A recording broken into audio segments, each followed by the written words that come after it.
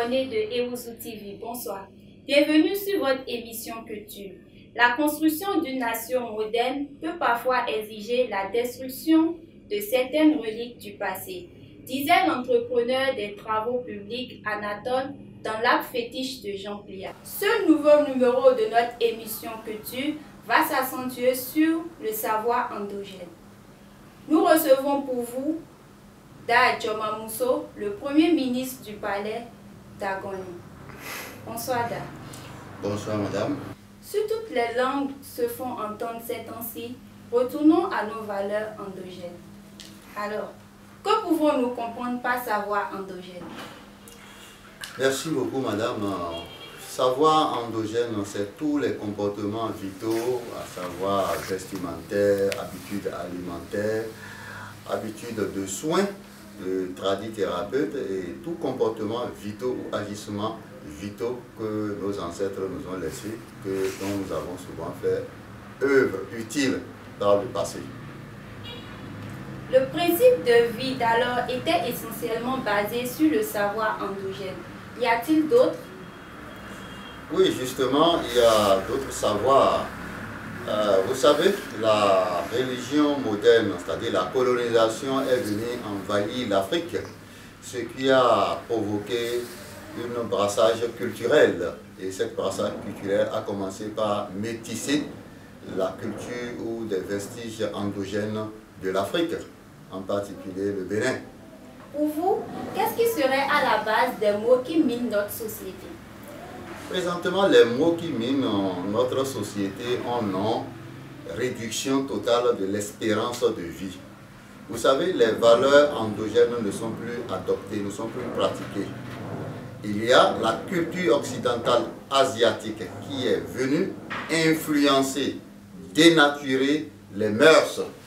Et ce qui fait que l'Afrique a été pratiquement détachée de son champ de développement. On ne peut que se développer dans sa culture.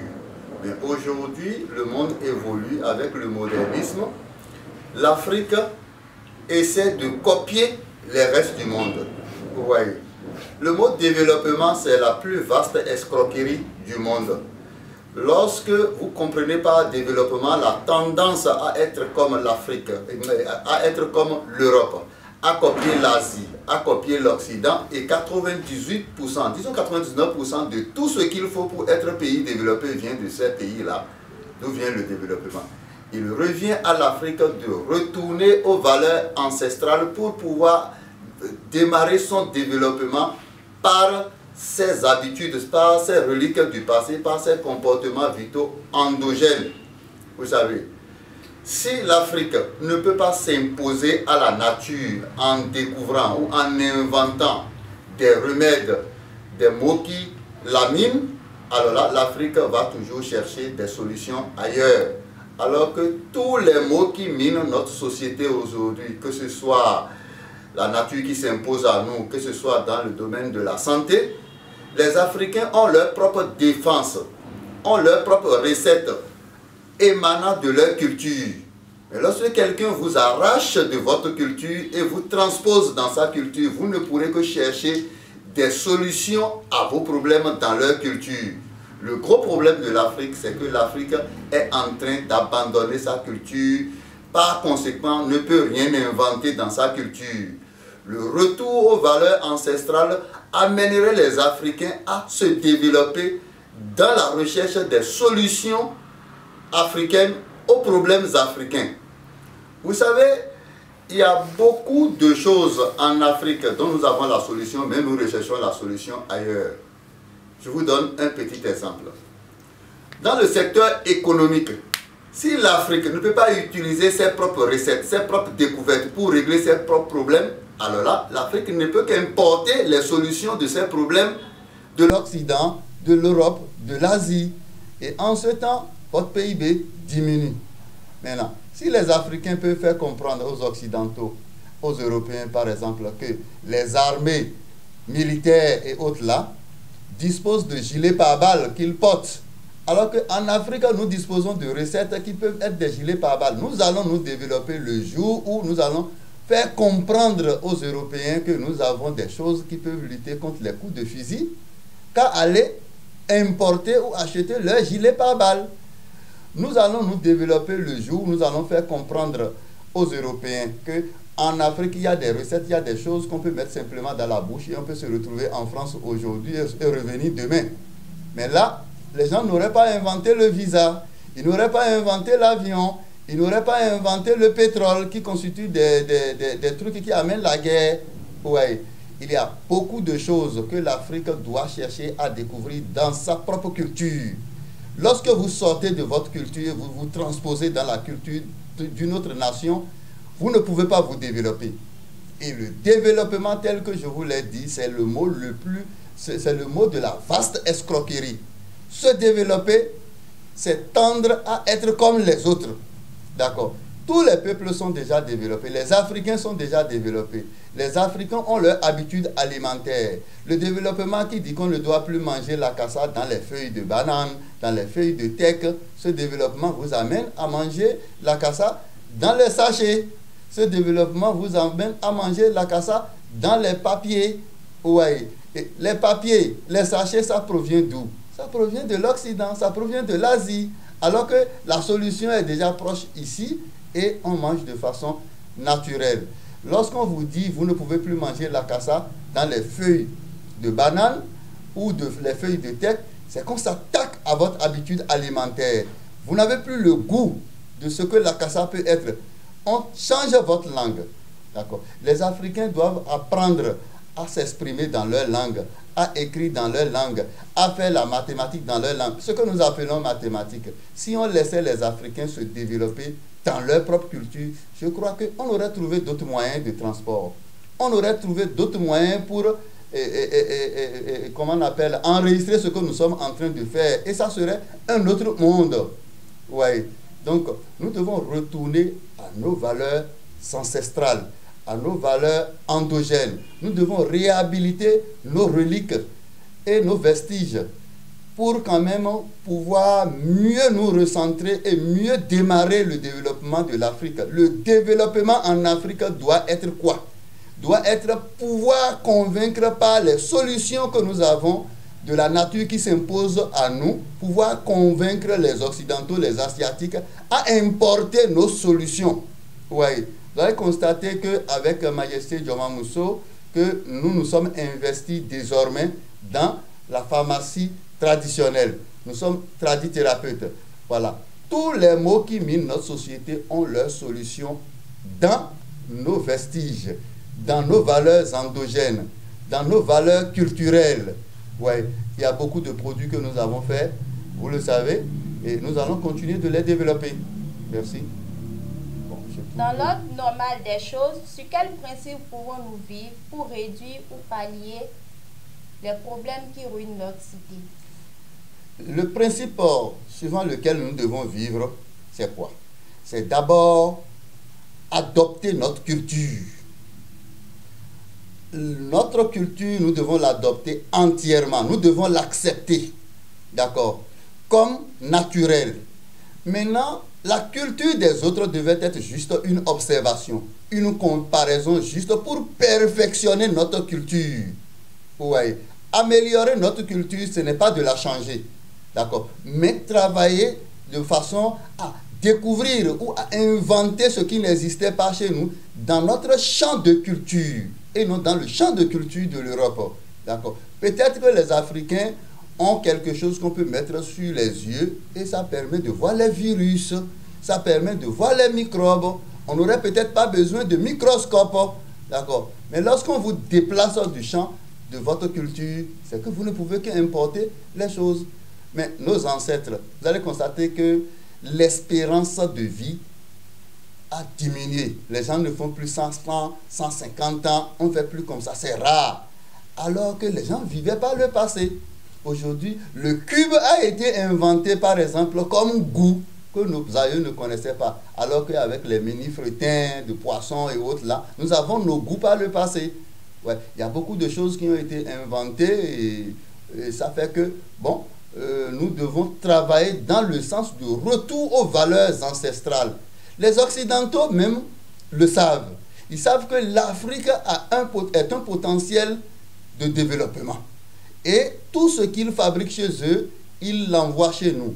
Nous devons rester observateurs, méfiants de tout ce qui vient de l'Europe, de tout ce qui vient de l'Asie, de tout ce qui vient de l'Occident. Nous devons être observateurs, méfiants, et choisir ce que nous devons choisir pour ne pas dénaturer notre culture. Vous allez en Asie, vous allez constater que les gens font du bouddhisme. Vous allez en Europe, c'est le christianisme. L'Afrique est le seul continent qui ne veut pas accepter sa religion. Et l'Afrique est le seul continent où on accepte sa culture de façon honteuse. Voilà. Vous ne pouvez pas avoir honte de porter votre nom de famille. Il y en a même qui ont francisé leur nom de famille. C'est des aberrations, c'est des hérésies qu'il faut corriger. Et pour combattre ce que nous appelons mots qui minent notre société, ne sont en réalité pas des mots. C'est des problèmes que nous nous sommes créés en restant regardant de la culture des autres. Sinon, nous avons la solution à tous nos problèmes. On devrait même parfois voyager facilement en Afrique. Moi, en tant que ministre chargé des relations avec les institutions, de la promotion des valeurs culturelles et endogènes, voilà, je fais des recherches, je découvre des choses et tout ce que je découvre, je les mets sur orbite. Je les mets sur la toile aujourd'hui. D'accord? N'avons-nous pas autre manière, d'accord, de faire savoir ce que nous connaissons comme recette que d'aller sur Internet? Comment se fait qu'en Afrique, la sorcellerie existe et on reste chez soi et on envoie commission aux autres? Comment se fait-il que la sorcellerie existe en Afrique, on est chez soi et on envoie commission aux États-Unis et celui qui est aux États-Unis, en Asie, est atteint? Aujourd'hui, le monde est en pleine mutation. N'existe-t-il pas un moyen de contourner ou de boycotter les vieilles pratiques pour adopter de nouvelles? Bon, ce que moi j'appellerais vieilles pratiques, ne sont pas des pratiques aussi vieilles qu'on le sent. Les vieilles pratiques qu'on trouve de néfastes, c'est la tendance à rejeter sa culture qui est une vieille pratique. D'accord? Aujourd'hui, la culture béninoise, nos coutumes devraient s'investir d'hommes, de ressources humaines de qualité. D'accord? On ne devait pas devenir médecin juste pour exercer la pratique occidentale.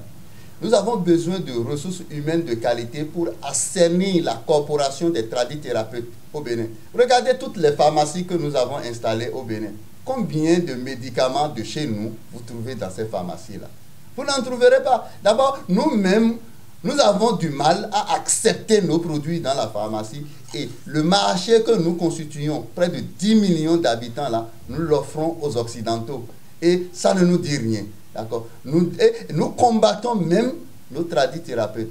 Et ce combat des tradithérapeutes parfois est normal parce qu'il y a des brebis galeux.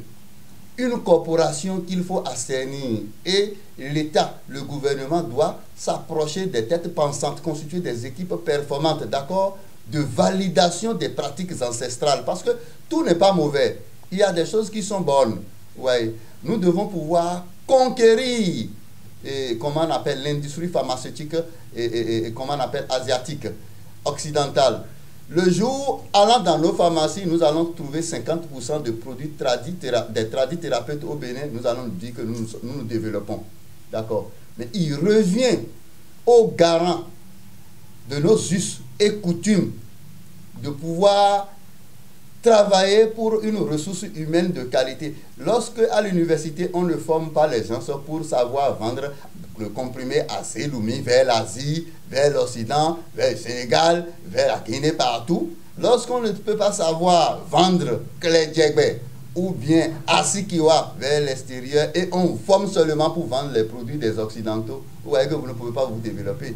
Donc, le problème de la ressource humaine se pose. Nous devons former notre ressource humaine sur la base des produits que nous avons à exporter vers l'extérieur. Sinon, nous formons pour les autres. Qu'est-ce qui fait que quand on forme les médecins, ils vont en Europe, ils ne reviennent plus? Vous les avez formés sur ce que les autres savent faire, ce dont les autres ont besoin. D'accord? Moi, normalement, je suis en train de prévoir ouvrir mon école de formation de tradithérapeute où les gens doivent être diplômés. Parce que Azelumi, par exemple, est adopté. Les gens l'achètent très bien. Donc ça commence par venir, d'accord. Mais si nous laissons la corporation, comment on appelle, s'abîmer, et quand on voit n'importe qui porte chapeau de dard, il devient un escroc ambulant et qui adopte des pratiques malsaines qui ne sont pas recommandables, vous voyez que les gens seraient méfiants. Donc il faut une ressource humaine de qualité et l'État doit très vite prendre le taureau par les cornes pour assainir cette corporation visant à la crédibiliser. Parce que c'est quand l'État va dire que Azedoumi, c'est un produit conforme, qui a un bon degré, un degré de toxicité, et comment on appelle, acceptable, qui lutte efficacement contre la sorcellerie, que les gens vont davantage se ruer.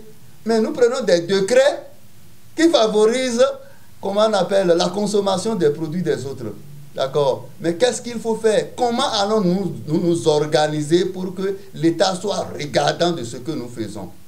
Vous voyez, moi je remercie le régime présent, d'accord, qui est en train de faire quand même son petit bonhomme de chemin. La chefferie traditionnelle est désormais constitutionnalisée. Vous savez, par le passé, c'était la chefferie traditionnelle qui s'occupait de tous les ministères dans chaque localité, que ce soit justice, que ce soit santé, que ce soit tout. C'est la chefferie traditionnelle. Mais si aujourd'hui, dans notre constitution, on reconnaît que la chefferie traditionnelle joue un rôle parce que nous avons compris qu'il faut entretenir nos valeurs culturelles et endogènes. D'accord. Aujourd'hui, vous allez constater que le gouvernement du président Patrice Talon est en train de se battre pour prendre nos reliques qui sont en Europe. Les vestiges des Béhanzins, des rois. D'accord. Est-ce que c'est pendant cette période-là qu'on va favoriser davantage les produits de ces gens-là? Nos produits qui sont allés là-bas, nous sommes en train d'aller les chercher. D'accord. Si nous les cherchons, qu'est-ce qu'il faut en faire? C'est à caractère touristique. D'accord. Mais ce que nous avons de cher, moi j'ai beaucoup de blancs par exemple qui viennent en consultation chez moi, qui veulent connaître le phare. D'accord. Nous devons former une ressource humaine de qualité qui doit savoir vendre notre culture vers l'extérieur. Qu'est-ce qu'il faut vendre, qu'est-ce qu'il ne faut pas vendre? Les Européens ne vendent pas la caméra avec le brevet, ne vendent pas la caméra avec l'esprit de fabrication de la caméra. D'accord. Mais si les gens que nous avons qui s'occupent des valeurs culturelles et endogènes ne savent pas ce qu'il faut vendre et ce qu'il ne faut pas vendre, ce qu'il faut conserver, on aurait vécu inutilement. Ouais, vous allez constater le Clouvitor, le Sanguetor qui sont envoyés en Europe, mais les gens le voient là-bas. Non, c'est le côté culturel de la chose qui est envoyé là-bas. Et ça permet de savoir que quelque chose du genre existe. Le côté culturel n'est pas vendu. Le côté esprit n'est pas vendu. Mais si nous n'assainissons pas la corporation des tradithérapeutes, des sachants, des garants de la tradition, les gens vont vendre le côté culturel et vendre aussi le côté cultuel. Et désormais, pour s'initier au phare, nous irons au Brésil, nous irons en France. Et là, nous n'aurions plus de sachants de phare ici. Et des sachants de phare mieux perfectionnés, mieux aguerris vont venir de ces endroits-là. On doit faire la promotion de nos valeurs culturelles et endogènes. Et dans tous les palais qui sont les garants des us et coutumes au Bénin, il doit y avoir un gouvernement. D'accord. Un gouvernement qui s'occupe du développement de tous les compartiments de besoins vitaux d'un pays, d'une nation, d'une localité. D'accord. Les gens se le voient mal.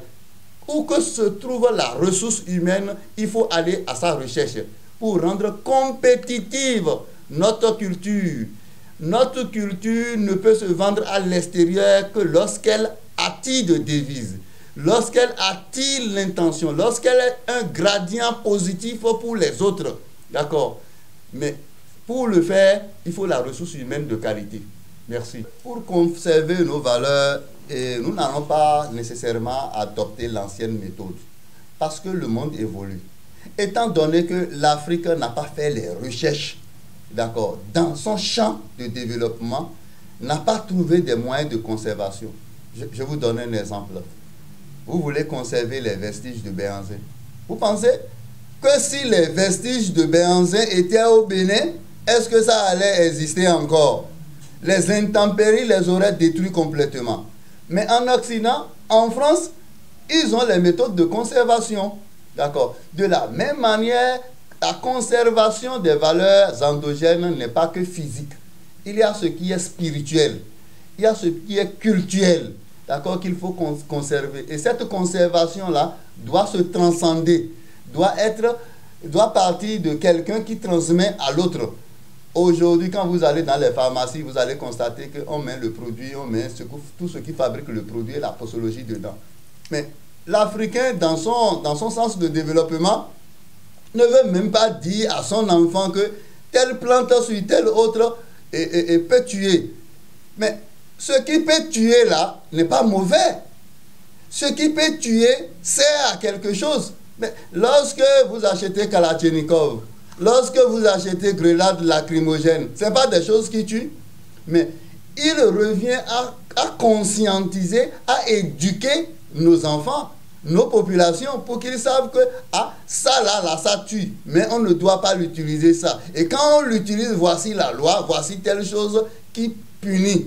Oui. Donc, mais ces pratiques n'existant pas, c'est-à-dire le cadre juridique n'étant pas élaboré dans le domaine de la tradition, fait que les recettes que nos parents ont, ils sont partis avec ces recettes-là.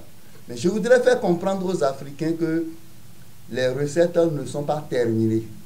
Les gens continuent d'inventer des gris-gris. Les gens continuent d'inventer ce qui n'existait pas. Et il ne faut pas se dire que non, nécessairement, c'est ce que mon papa m'a donné, qui est valeur ancestrale. Non, le développement doit continuer. L'invention, les recherches doivent continuer pour découvrir de très belles choses. Il est possible que l'Africain découvre un tapis sur lequel on peut s'asseoir et puis bon, on vole en esprit pour aller en France. Là, on aurait contourné le visa. Le jour où je me serai couché et on va me trouver en France, le Français va se demander, mais le monsieur là, il a pris par où pour venir? Ah, là, mon visa est devenu caduc. Mais si vous ne faites rien pour vous imposer aux autres, préparez-vous à les subir. Et si vous les subissez, vous serez à la traîne. Aujourd'hui, le Bénin est à la traîne.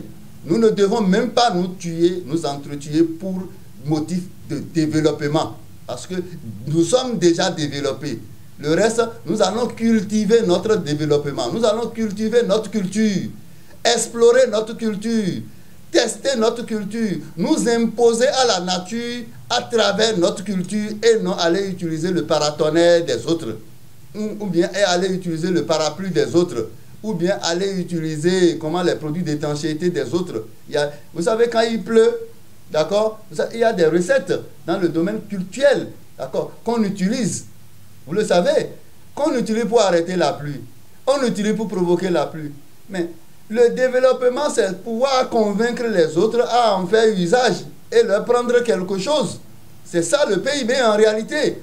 Lorsque ce que vous avez comme pratique culturelle ou culturelle, vous ne pouvez pas la vendre aux autres pour prendre ce que les autres ont, c'est que vous êtes à la traîne.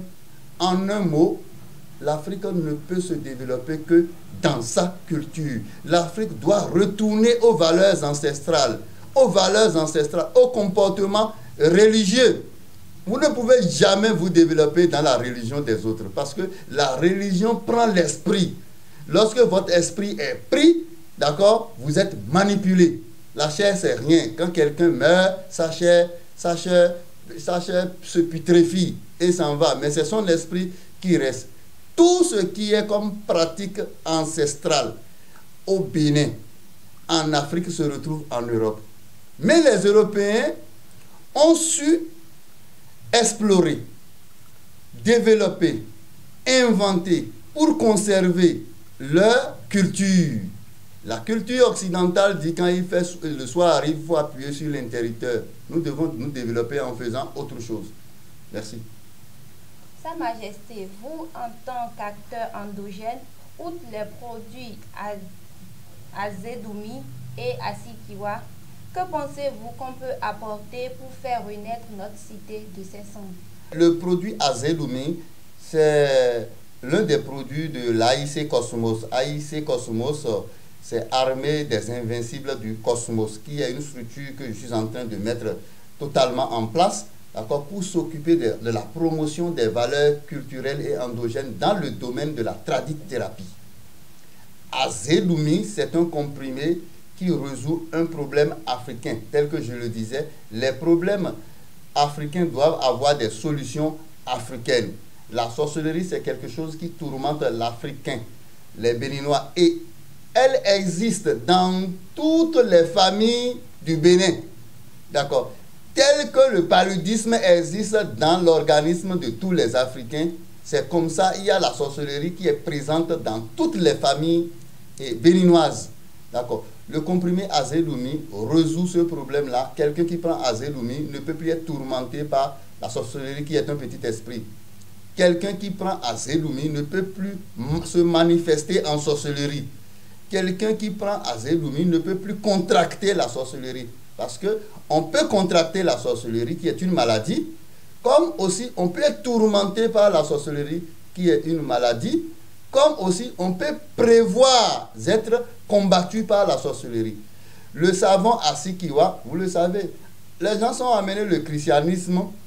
Le christianisme, c'est un truc qui soigne l'esprit. Quand vous êtes affecté par votre psychisme, vous priez, vous ressentez un soulagement. De la même manière, quand rien ne marche pour vous, vous êtes tourmenté par l'échec, vous êtes victime d'un éternel recommencement, vous êtes bardé de diplôme, vous n'avez pas trouvé d'emploi. Quel que soit ce qu'on vous fait, ça ne marche pas. D'accord? Vous utilisez le savon Asikiwa, vous allez constater que ça va changer votre vibration. Vous allez devenir un gradient positif pour les autres qui vont commencer par s'intéresser à ce qui se retrouve chez vous. De la même manière, nous avons mis au point un autre produit qu'on appelle Kelejegbe, que je vais développer. Kelejegbe, c'est une poudre qu'on a inventée. Vous voulez démarrer votre chantier de construction. Il y a des pesanteurs qui vous empêchent de réaliser le chantier. Vous commencez le chantier, vous ne pouvez pas finir. Vous avez fini la maison, mais chaque fois, c'est la mort ou la maladie ou des cauchemars que vous faites dans la maison. Kelejegbe, vous le mettez dans votre maison, c'est terminé. Aucun oiseau de mauvais augure ne peut plus traverser. Parce que les Africains, nous utilisons les oiseaux comme postier, comme DHL, d'accord, pour transmettre une commission spirituelle vers une maison. Et cette commission-là, c'est un peu comme le coronavirus. C'est un peu comme la tuberculose. C'est un peu comme le sida. C'est un peu comme tout ce que nous appelons, comment on appelle, effet, qui peut attaquer l'esprit. Quand vous mettez Kelejegbe dans votre maison, point, vous n'avez plus ce problème. Un oiseau traverse cette maison-là, il tombe. De la même manière, tel que je dis, les solutions africaines aux problèmes africains. À Djoto Kamambla aussi, on a découvert ça. Ça existait depuis. C'est juste une bague. Vous la mettez dans votre maison. À l'entrée de la maison. Un voleur entre dans la maison et prend quelque chose dans l'intention spirituelle de voler cette chose, il perd la vue. Il ne peut plus sortir. Il tourne en rond aussi longtemps que possible, vous venez l'attraper. C'est pourquoi on l'appelait Adjutant Kamambla, on n'a pas besoin de corde pour l'attraper. Et il faut lui administrer au commissariat ou en cadre juridique approprié un bon châtiment corporel pour que son âme sente là, un peu de douleur et il retrouve sa vie. Nous avons aussi le produit Genkorote. Il y a Genkorote en deux genres. Ceux qui utilisent le Viagra que les gens utilisent en Europe. Nous avons fabriqué notre Genkorote qui est naturel. Moi, les gens me demandent en France, les Européens m'en demandent en France, pour corriger les imperfections sexuelles. Faiblesse sexuelle, éjaculation précoce, dégoût sexuel et autres là. Vous utilisez Genkorote en pommade, ça fait la correction. Mais vous utilisez Genkorote en boisson, ça c'est curatif. En même temps, vous avez match, vous prenez ça, vous devenez vraiment compétent et on vous remercie. Voilà. Et je demande au gouvernement de mon pays, je cherche une audience, si vous voulez, pour rencontrer le président Patrice Talon, pour pouvoir lui expliquer que nous avons un potentiel dans le domaine culturel, dans le domaine de la tradithérapie, et qu'il faut nous aider à assainir la corporation. Il faut nous aider à adopter nos solutions. Il faut nous aider à intégrer la pharmacie moderne, d'accord, pour la combattre. Et c'est là que si on vend un comprimé Azelumi, l'État peut prendre 18% comme TVA. Mais si nous vendons Azelumi, qui n'est pas reconnu par l'État, d'accord, et nous empochons la devise. Vous voyez, nous n'aurions pas contribué à faire les goudrons, nous n'aurions pas contribué à faire l'extension de l'électricité, nous n'aurions pas contribué à construire les salles de classe. C'est lorsqu'on nous aurait reconnus légalement et faire de nous un pourvoyeur de devises, un pourvoyeur, une unité de comptabilité dans le PIB de notre pays, que nous serions utiles. Nous voudrions du moins être utiles pour notre pays. Ce n'est pas seulement ceux qui vendent les matériaux de construction ou de ciment ou des matériels électriques qui vont contribuer au développement. C'est le jour où ce que les Béninois produisent commence par cotiser dans les caisses des services des impôts que nous devenons un pays producteur, un pays ayant un bon PIB. Merci beaucoup. Nous sommes à la fin de notre édition. Nous retenons que nul n'a le droit d'effacer l'histoire d'un peuple, car un peuple sans histoire, c'est un monde sans âme. Sur ce, retournons à la source pour boire de l'eau fraîche, de l'eau vive, car c'est au bout de l'ancienne corde que l'on tisse la nouvelle. N'oubliez pas de vous abonner à notre page et activer la cloche de notification pour ne rien rater.